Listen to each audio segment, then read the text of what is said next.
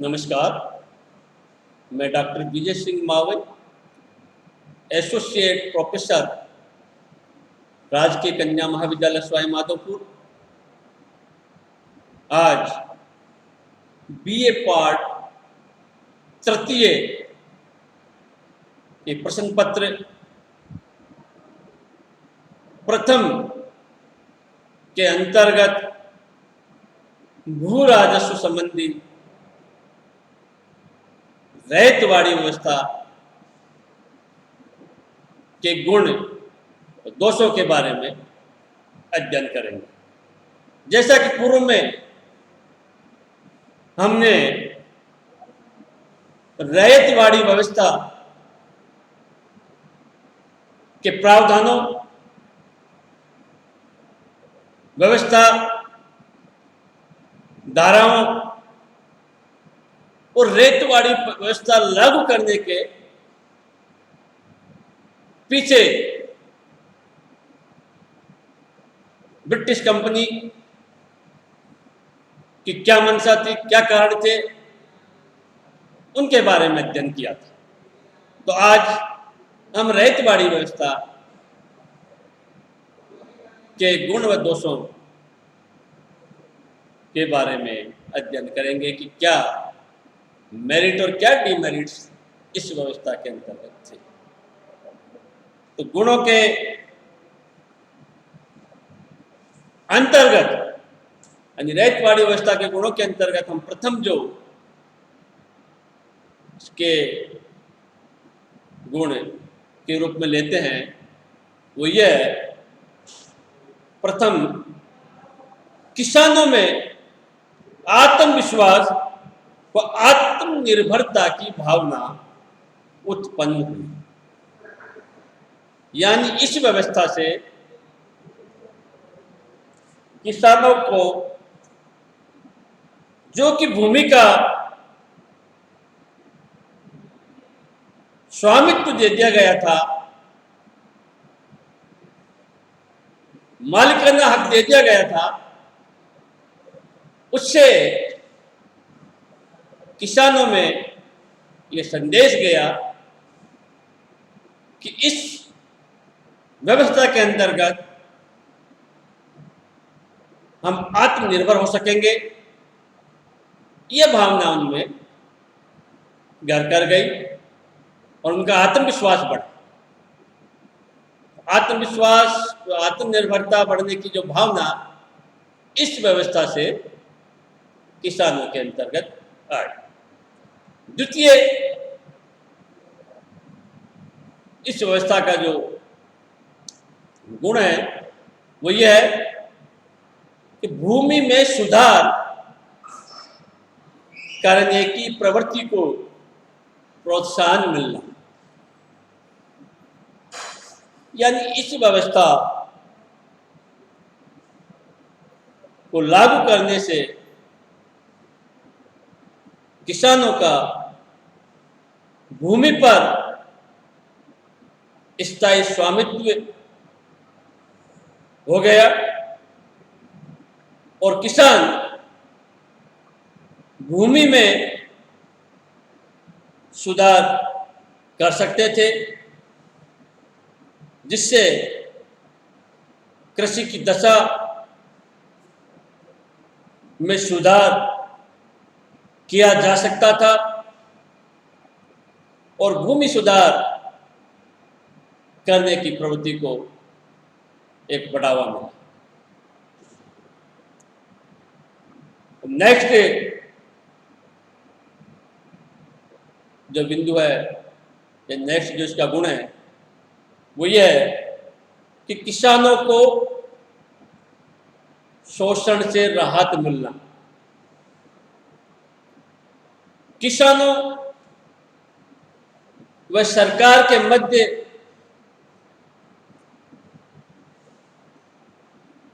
मध्यस्थ न होने के कारण, किसी प्रकार का बिचौलिया नहीं होने की वजह से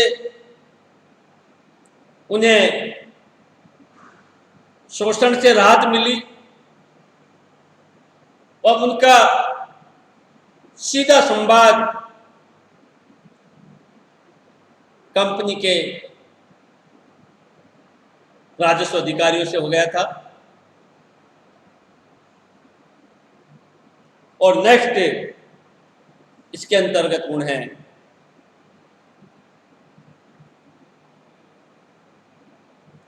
किसानों का सरकार से सीधा संपर्क होना। किसानों को सरकार के साथ सीधा संपर्क रहने से सरकार बाढ़ अथवा अकाल के समय उनकी सहायता हेतु लगान की राशि घटा सकती थी। इस प्रकार की किसानों ने कंपनी से अपेक्षा की थी। ये उनकी अपेक्षा थी कि सरकार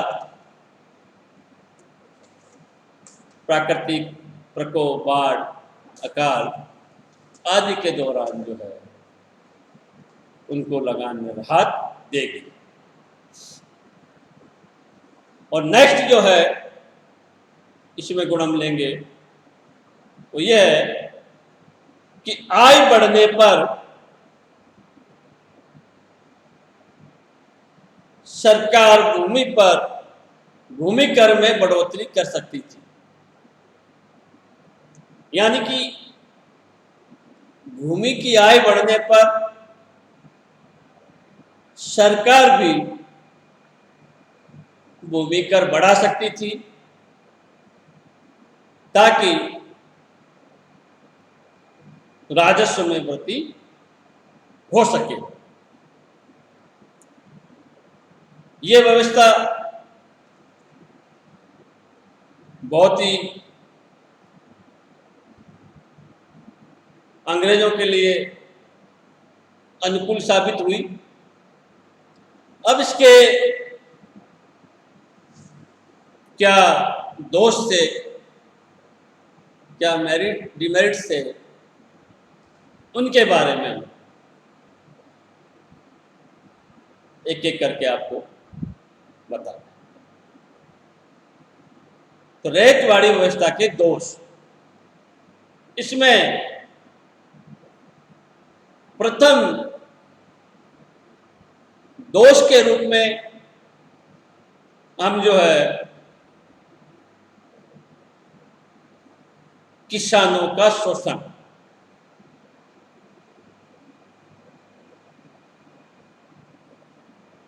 ये पहला दोष हम इसमें खोजते हैं कि लगान वसूली में सरकारी कर्मचारी पक्षपात करते थे एवं वो किसानों का शोषण करते थे, जिससे रैयत जो कि सैद्धांतिक रूप से भूमि की वास्तविक मालिक जान पड़ती थी, व्यवहार में वो अधिकारियों के शोषण से मुक्त नहीं थी। नेक्स्ट जो दूसरा दोष हम देखते हैं वो ये है कि लगान जमा कराने में देरी होने पर भूस्वामित्व छीनने का भय।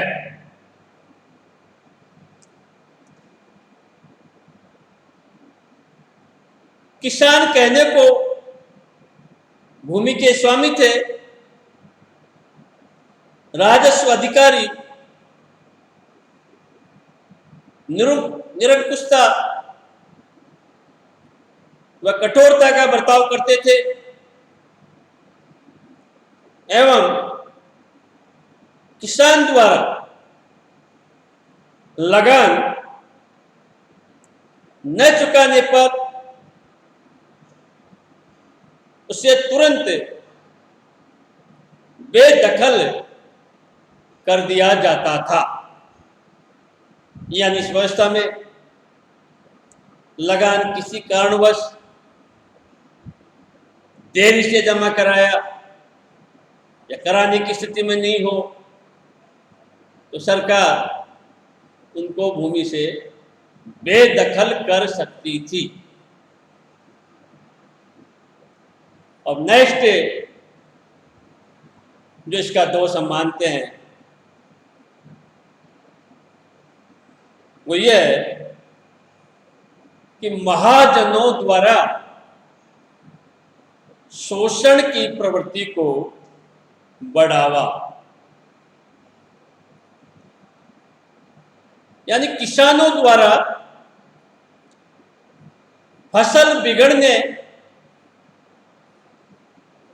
के समय प्राकृतिक आपदा के फलस्वरूप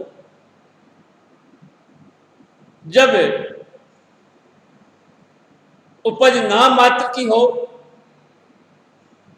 और लगान जमा कराना हो तो ऐसे में किसान महाजनों की, साहूकारों की शरण में जाते थे और महाजन से ऋण लेकर उन्हें लगान चुकाना पड़ता था।